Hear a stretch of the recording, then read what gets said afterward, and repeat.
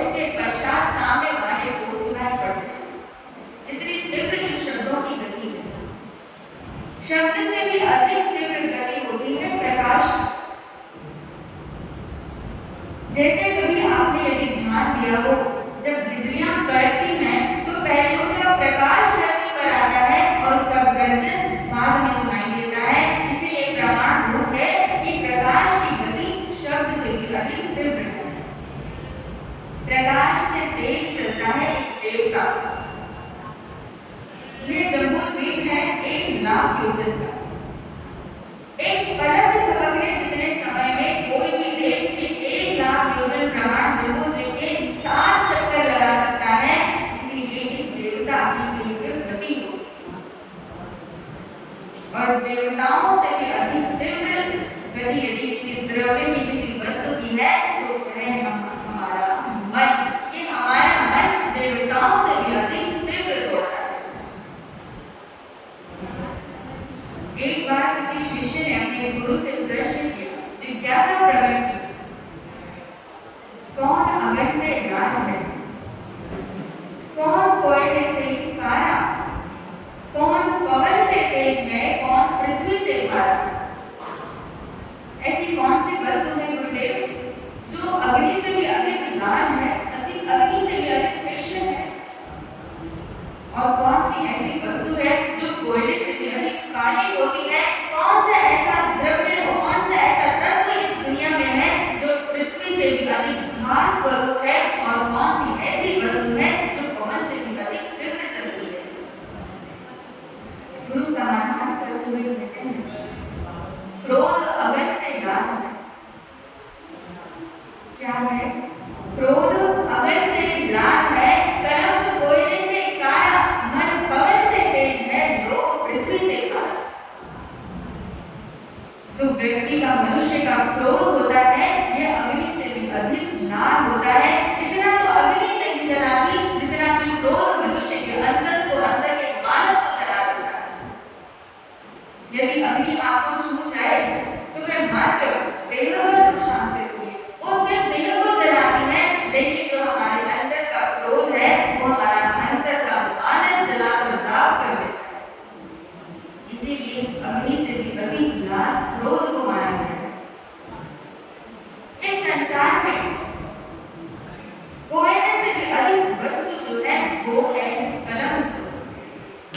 यदि किसी के माथे पर कलंक लग जाए तो उसे धोना अत्यधिक कठिन होता है, पीढ़ियां बीत जाती हैं, लेकिन लोग फिर भी याद रखते हैं कि अमुक परिवार में, इस कुल में इस प्रकार का दुष्कृत्य हुआ था। समय बीत जाने के पश्चात भी लोग उस बुराई को भूलते नहीं हैं। इसीलिए कलंक को कोयले से भी अधिक काला कहा गया है।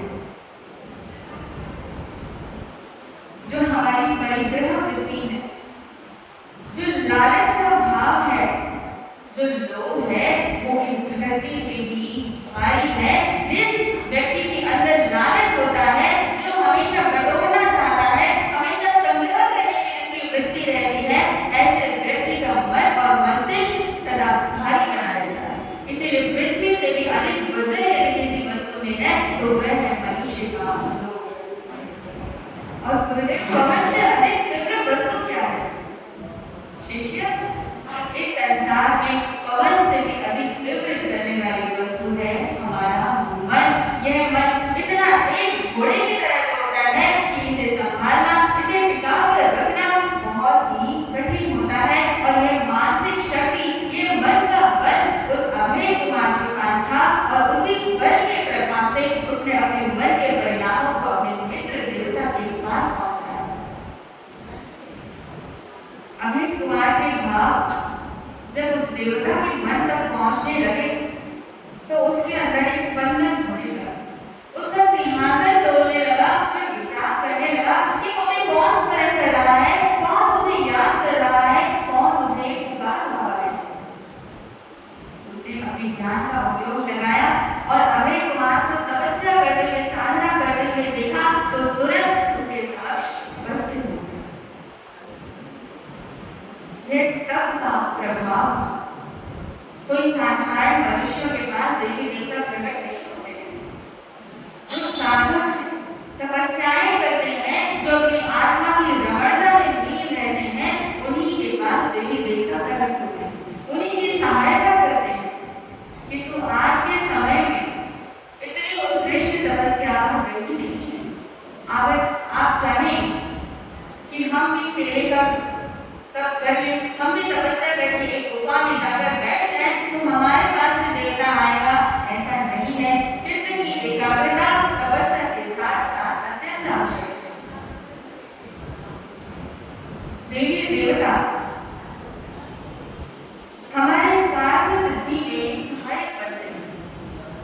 वे हमें परमार्थ नहीं दे सकते, वे हमें मोक्ष नहीं दे सकते। यहाँ अभय कुमार परमार्थ की साधना नहीं कर रहा, उसने जो स्वार्थ सिद्धि के लिए देवता को बुलाया था और वो देवता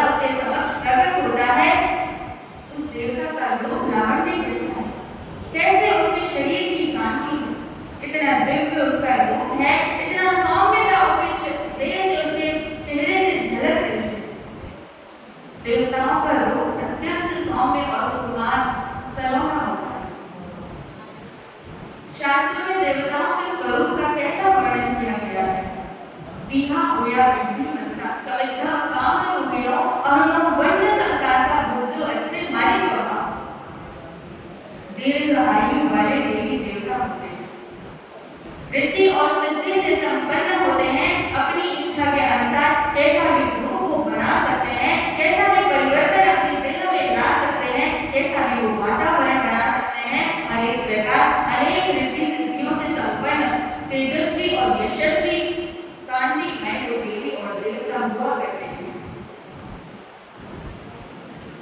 जब किसी बड़े व्यक्ति को आपको प्रसन्न करना हो तो उसे आगे पीछे घूमना पड़ता है, उसके गुण गाने पड़ते हैं, उसकी प्रशंसाएं करनी पड़ती हैं, तब कहीं जाकर वो अनुकूल होकर आपका काम सिद्ध करता है। इसी प्रकार देवी देवताओं की अनुकूलता की प्रशंसा की अपेक्षा रखती है, उन्हें भी पूजा और अर्चना अच्छी लगती है, देवता की भक्ति के भूखे होते हैं। अभय कुमार के द्वारा उस देवता की स्तुति की गई थी, उसकी पूजा अर्चना की गई थी, इसलिए प्रसन्न होकर वो अभय कुमार के पास आया और कहने लगा, कहो तुमने मुझे क्यों याद किया है, किस प्रयोजन से तुमने मुझे यहाँ बुलाया है, मैं तुम्हारा क्या अभिष्ट करूं, क्या तुम्हारा कार्य सिद्ध करूं। अभय कुमार कहने लगा कि हे देव, पहले तो आपके यहाँ पधारने का, आपके यहाँ प्रकट होने का मैं आभार व्यक्त करता हूँ, आपका धन्यवाद करता हूँ और मेरा एक संकल्प है जिसे आपके पूर्ण करना है। मेरी माता धारिणी जो गर्भवती है, उनकी एक इच्छा है कि आकाश में 5 प्रकार के बादल हो, मेघों की वृष्टि हो रही हो, जलधारा का संपात हो रहा हो, पक्षियों का भोजन हो और ऐसे वातावरण में मेरी माता धारिणी महारानी हंसते रथ पर बैठकर वन विहार करना चाहती है और इस कार्य को आपके अलावा और कोई भी पूर्ण नहीं कर सकता है, इसीलिए आपको मेरे ये कार्य पूर्ण करना है। अभय कुमार की कहने से उस देवता ने वैसा ही वातावरण निर्मित कर दिया। स्वर्ग प्रदेश में कितनी बादलों की घटाएं छा, रिमझिम वर्षा होने लगी, फूल खिलने लगे और जब ऐसा वातावरण बन गया तो उस देवता ने अभय कुमार को सूचना दी। अभय कुमार ने महाराज शैली को कहा और इस प्रकार की सूचना महारानी धारिणी तक पहुंची और उन्हें कहा गया कि आपकी इच्छानुसार वातावरण विकसित हो चुका है, आप अब वन विवाह के लिए तैयार हो जाए। यह सुनकर धारिणी अत्यंत प्रसन्न। राजा श्रेणी ने अपने हस्ती रथ को सज्ज करवाया और उस पर बिठाकर उसके सर पर छत्र लेकर वन विवाह के लिए निकल गए। चारों ओर लोग खड़े हुए उनका अभिवादन कर रहे हैं, राजा और रानी का जय जयकार कर रहे हैं और ऐसे मनोहर वातावरण में रानी अत्यंत प्रसन्न हो रही है क्योंकि आज उसका वह दोहन वह इच्छा संपूर्ण हो गई। मानव की तो साधारण सी इच्छा भी पूरी हो जाए तो वो कितना प्रसन्न होता है। स्त्रियों को आभूषण की इच्छा रहती है, उन्हें आभूषण दे दिए जाए तो उनकी प्रसन्नता का ठिकाना नहीं रहता। किसी बालक को कोई खिलौना चाहिए हो, उसे खिलौना मिलता है तो उसे लगता है कोई संतान की प्रसन्नता मेरे हाथ में आ गई है। यह इच्छा तो प्राकृतिक इच्छा थी, तो इसके पूर्ण होने पर महारानी को प्रसन्नता क्यों न होगी। वह आज बहुत खुश है। जो उसका मुख मुरझा गया था आज वह पुष्प की भांति खिल उठा, उसका रोम रोम कदम के फूल की भांति आज महक रहा है। इस प्रकार महारानी अपने दोहन को पूर्ण करके तुरंत राजमहल में लौट आई। अपने गर्भ का संरक्षण कर रही है, उसका पालन पोषण कर रही है, धर्म ध्यान पूर्वक अपने शिष्य को संस्कारित कर रही है। जो गर्भ में संस्कार होते हैं वही जन्म के पश्चात हमारे जीवन का निर्माण करते हैं। उन्हीं संस्कारों के आधार पर हमारे जीवन का उद्भव होता है। अब प्रतीक्षा कर रही है उस समय की जब मैं बालक को को जन्म देती है। कोई माता सामान्य बालक को जन्म देती है, कोई तीर्थंकरों जैसे संतान को जन्म देती है, कोई बालक दूध में खेलते हुए में से ही महापुरुष बन जाते हैं। अब देखते हैं कि धारिणी महारानी किस प्रकार के बालक को जन्म देती है। वे अपने शिशु को गर्भ में ही पूर्णतः संस्कारित करने का प्रयास कर रही है, उसे आत्मा का ज्ञान सिखाती है, वीरा परमात्मा की भक्ति की बातें उसे सुनाती है, जिन वाणी के वचनों को सुनाती है उन्हीं का पठन करती है, उन्हीं का चिंतन करती रहती है कि जिससे मेरा बालक वीरा परमात्मा का भक्त बने। आप जानते हैं मदारसा ने अपने बालकों को पालने में ही योगी और महात्मा बना दिया। वे अपने बच्चों को कैसे लोरियां सुनाती थी, जो आजकल अपने बच्चों को आप लोरियां सुनाते हैं, वो ऐसी लोरी नहीं सुनाती थी। उसकी लोरियों में भी योग और महात्मा के संन्यास के संस्कार। वो अपने बच्चों से क्या कहती थी? शुद्ध होसी, बुद्ध होसी, निरंजन होसी। हे मेरे बालकों, तुम शुद्ध आत्मा हो, तुम बुद्ध आत्मा हो, तुम एक निरंजन सच्चिदानंद स्वरूप आत्मा स्वरूप हो, तुम इस देह से अलग मात्र एक भगवत स्वरूप आत्मा हो। ऐसे संस्कार मदारसा ने अपने बालकों को दिए। जो माताएं अपने बालकों को प्रारंभ में ही संस्कारित कर देती हैं, उन्हें अपने बालकों को बाद में संस्कार देने की आवश्यकता नहीं। वो जो बीज बढ़ जाता है वो बाद में बड़ वृक्ष बनकर उभरता है। आखिर 9 मास 7 दिन व्यतीत होने के पश्चात महारानी धारिणी ने एक पुत्र को जन्म दिया। पूरे राजमहल में प्रसन्नता की लहर छाई। महारानी की दासियां पुत्र जन्म का संदेश लेकर राजा श्रेणी के पास दौड़ी दौड़ी गई। पुत्र जन्म का समाचार सुनकर राजा का मन प्रसन्नता से प्रफुल्लित हो उठा, उसका हृदय रोने लगा, उसकी आंख से प्रसन्नता के आंसू झलकने लगे। गृहस्थ आश्रम में संतान की उपलब्धि बहुत विशेष मानी जाती है, और जब पुत्र का जन्म होता है, पुत्र की उपलब्धि मानी जाए, तो मनुष्य की प्रसन्नता का कोई ठिकाना ही नहीं होता। सनातन जगत में तो पुत्र का बहुत महत्व माना गया है। उन्होंने तो यहाँ तक कहा, अपुत्रस्य गतिर्नास्ति, अर्थात जिसके जीवन में पुत्र नहीं होता है, उस पुरुष की तो गति भी नहीं होती है, उसकी गति सदगति नहीं हो पाती है। पिता के हित और पारलौकिक सुखों के कारण तो पुत्र को भी माना गया है। एक बार अकबर का राज दरबार लगा हुआ था और बादशाह अकबर ने अपने राज दरबारियों से कुछ प्रश्न पूछे। उन्होंने पूछा कि बताओ, संसार में सबसे मधुर वस्तु क्या है?